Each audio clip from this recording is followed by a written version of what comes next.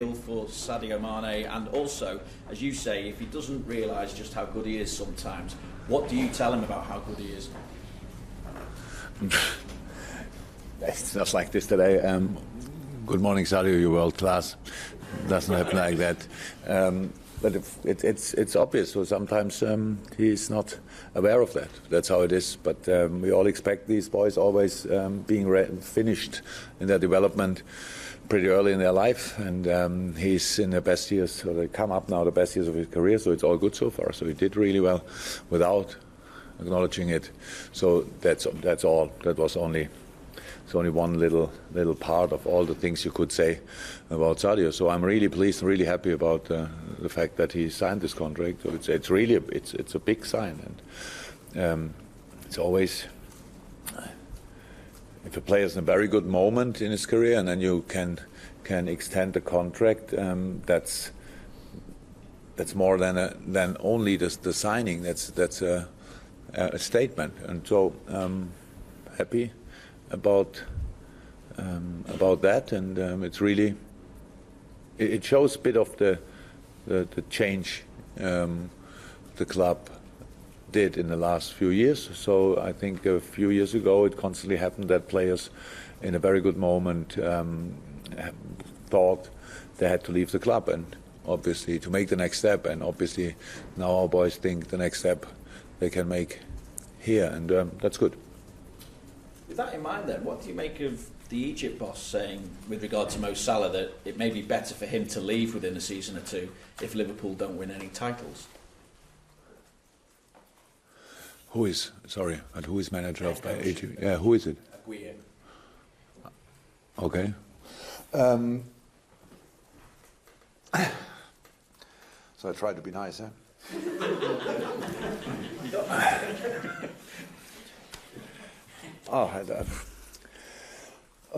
So I would say if he doesn't win in the next 2 years a title, then he has to move to another club or country. That's for sure. So I don't know why people say things like that. It's just but it's not that important, to be honest. It's a world of media. You find it somewhere in any Egyptian newspaper or whatever, and then the next one is writing it, and I got confronted with it. It's not okay. I obviously I don't agree with that, but it's a free world, and he can say whatever he wants. That's good, actually. And I shouldn't have made any comment to it. So maybe we can delete what I said a minute ago. We'll move on then. I'm looking at the weekend. We understand that Jordan Henderson has trained okay this week. Is he ready to play, or is it a case of maybe holding him back, looking at PSG, looking at the Merseyside derby to come as well? Because it's such a busy week for you. Busy week. Another one. Busy month. Busy 2-3 months. Yeah, no, he's ready to play. So that's all. In the moment, it looks like we have pretty much a full squad. Yes, the long-term injuries, of course, and Adam Lallana has a minor thing, but makes him not available for the weekend. But all the rest came back healthy from the internationals, which is brilliant, and so we have to make a few decisions, obviously. Sadio, it's one of quite a few that you've signed up to longer deals recently. How comfortable are you then with your current squad that you've got together on, and pretty much all on long deals, aren't they? Yeah, that's only one thing you cannot. That's a part of the business, that you sign a player, and then you hope that it will work out, and in the moment when it works out, then after 1 year or so, people come up and you because of interest of other clubs and stuff like that, and because this club always shows that we realize maybe the new value of a player as well, and with a new contract. So that's important thing. So we are comfortable with the squad. Does that mean we will not change anything in the future? I don't think so. But it's now the job for all of us that we use that quality. Signing a new contract it's actually 5 seconds to sign it. In negotiations, the players are not even involved constantly. The agents and the club is doing that. So that's only one thing, and now we have to carry on and use the quality we have. I think I never showed any doubt about the quality of the squad. There was no reason for it. So it's good that it's settled more or less, that it's fixed, and now nobody has to come and ask for these players at least, and that's it. And what for next for you in the Premier League? Their best ever start to a Premier League campaign, maybe a bit recently, but what have you made of them so far? Oh, really good. I have to say, really good. I think they won 6 games so far already from 12. 2 draws. Yeah, that makes 20 points. Really good football, lively, good organized in a 4-4-2 mostly, I would say, and a good game plan. So playing football, preparing direction constantly. Usually with Dini, he was now out for a while, but I think he will be back. So we played obviously 2 weeks ago against Fulham, and Mitrovic did pretty well in a similar or with a similar job to do actually. But I think Troy is another step. So he's really smart in that. Hard against himself, harder against your opponent. So that will be interesting. The quick wingers. Very good centre midfielders, Capoue, Doucouré. It's making an analysis of that game was really, it was nice. It was exciting. You think, oh, it's really good. I knew it before. I watched. I didn't have time to watch all the games, 90 minutes. But early in the season, I saw the game against Tottenham. I don't know why, but I think only because we played the day before or so. And I saw it was already good. Set pieces good, which they used that day, and so that's a proper package. And it's for sure the best Watford team since I'm in combination with the managers. Really interesting project there. Thank you. Juliette? Jurgen, there's been talk and rumour about Fabinho leaving. I know we've seen a lot more in September, and I know that you've said in the past that you like to let players settle. You give them that time to settle. Is he settling now, and is he one for the future as you intended to be when you signed him? It was ever one for the future. Is settling? Yes. He played 3 of the last 4 or so. I'm not 100% sure, but he played. He did well. So it's all good. Now is coming up the most intense period of the year, of the whole season. It's unbelievable how many games we have now. So and that's good because we knew that before, and now he used the time to adjust to what we want him to do, and that was really good. The last games he played, but pretty much all good or better, so all fine. And of course he will not leave. So I don't talk about transfers, but whoever wants to ask, nobody leaves here. That would be completely crazy. He doesn't want. It's only just the crazy world out there that people, if they don't play the last 5 games, then immediately open kind of a transfer market. We are not involved in that. No, James? Jurgen, you've alluded to it already, but you've got a busy schedule over the next couple of weeks. I think you've got 10 games the next 5 weeks. How easy or difficult is it to maintain a high standard of performance when you've got a schedule like that? First of all, it's important that the boys stay healthy, as many of them as possible, stay fit, stuff like that. So you can imagine it's now, that's the challenge we all face constantly. So we had now the international break, good for me, as a human being, as a coach, it's crazy. You have in the middle of the season, this kind of 9 days without your players. Robbo came back, will train today. First time at 2 very intense games with Scotland. So now you want to, after 2 weeks, doing completely different things for different countries, playing different positions, stuff like that, having different training. We have to now do. It's always like kind of a new start. It's a bit crazy. It sounds crazy, but you have then 2 days and to try to put again in all what you want them to do in 2 days. Because from now on we will not train. We will recover and play. We will recover and play. So that's why it's so good that we have a really good basis so far. But we know about the difficulty of the next few, not only the next 5 weeks. So 10 in the next 5, and then what is then in 5 weeks? We have then end of December or what?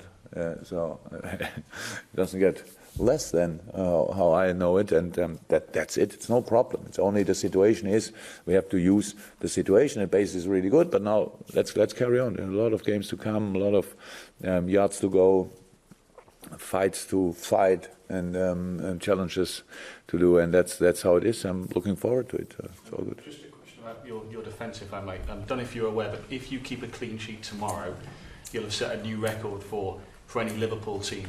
No Liverpool team in history has kept conceded fewer than 5 goals after the first 13 games.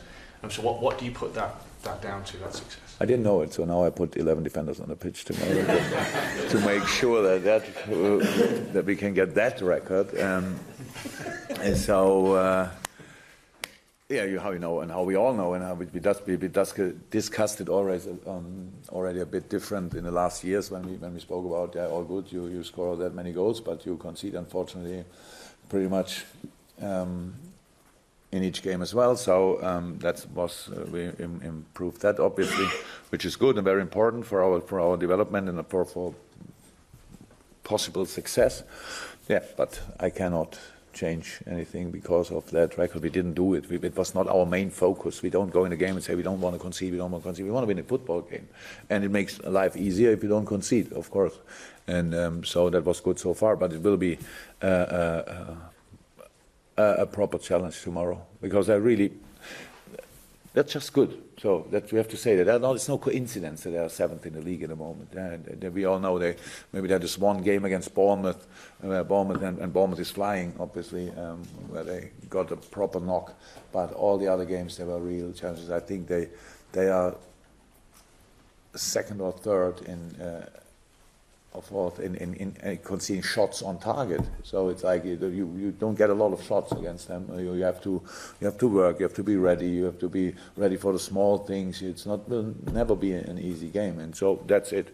And that's so we don't have to think about records. We have to think about the way to get the 3 points there.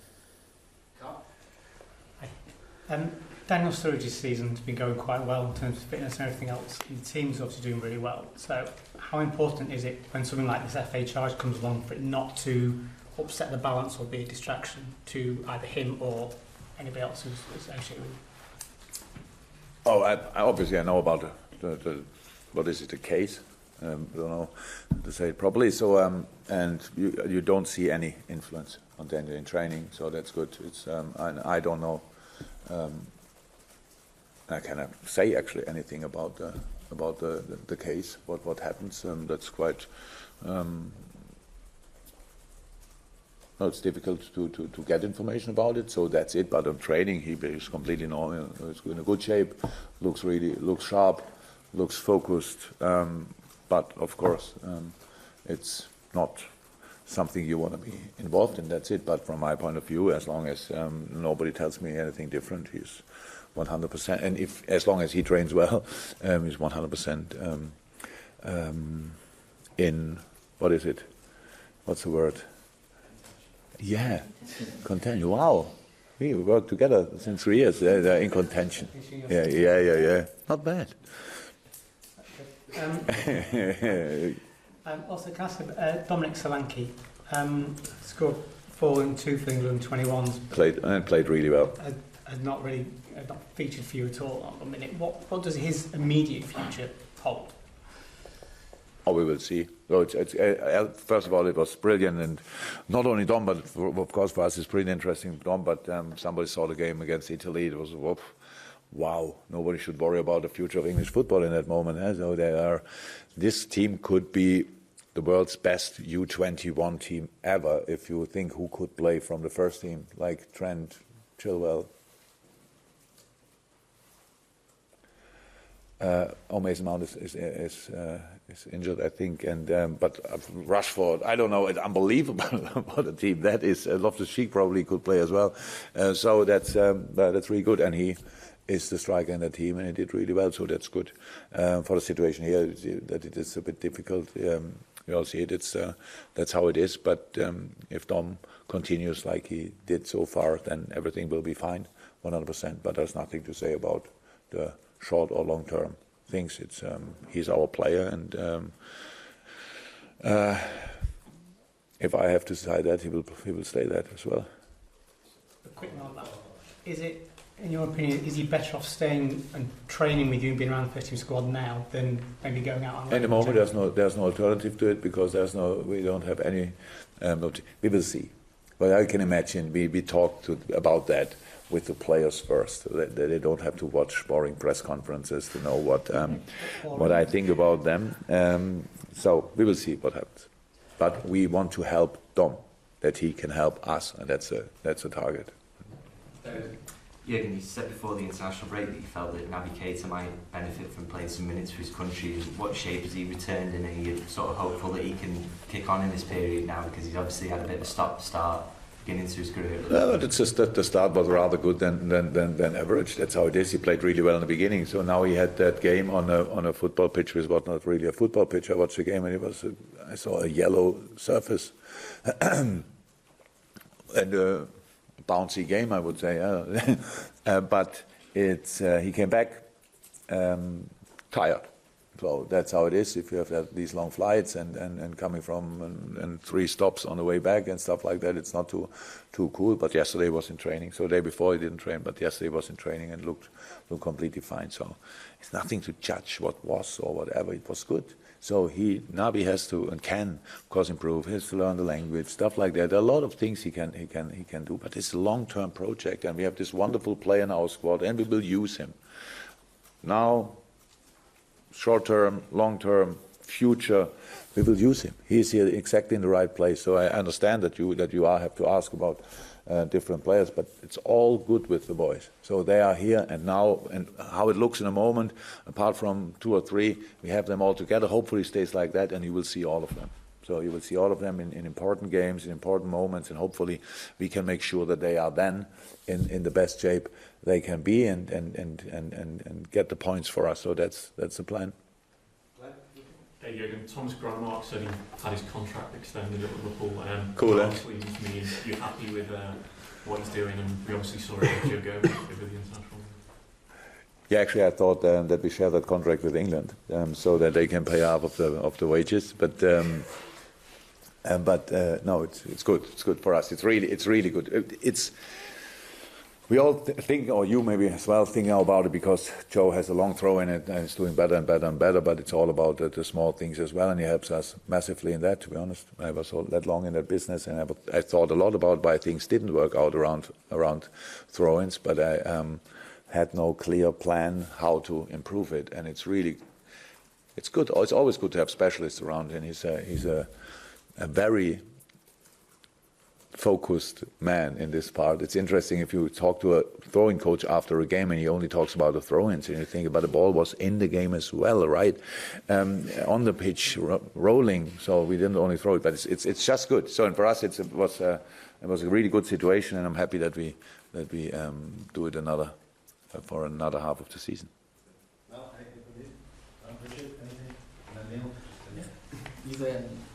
At Anfield recently, you've used a bit of a different system with Shaqiri coming in to add to the front 3. Do you feel comfortable yet doing that away from home, for example, in a Premier League game? Is there a different sort of challenge there?